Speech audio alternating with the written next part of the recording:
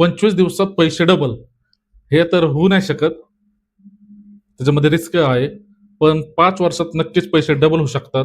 जर तुम्हाला ₹1,00,000 बोनस मिळाला, त्या ₹1,00,000 मधले 40,000 तुम्ही इंडेक्स फंडमध्ये टाकले, त्याला 12% ॲव्हरेज जरी मिळाला आणि त्यामधले ₹30,000 जर तुम्ही फ्लेक्सी कॉपमध्ये टाकले, तर त्याचे तुम्हाला ॲव्हरेज 15% मिळाले आणि त्यातले ₹20,000 तुम्ही कॉर्पोरेट बॉन्ड्समध्ये टाकले, तर त्याच्या ॲव्हरेज 8% तुम्हाला मिळतात. आणि जर तुम्ही ₹10,000 लिक्विड फंड्समध्ये टाकले, तर त्याचे 7% मिळाले, तर तुम्हाला 5 वर्षात ₹2,00,000 तुमचे होऊ शकतात.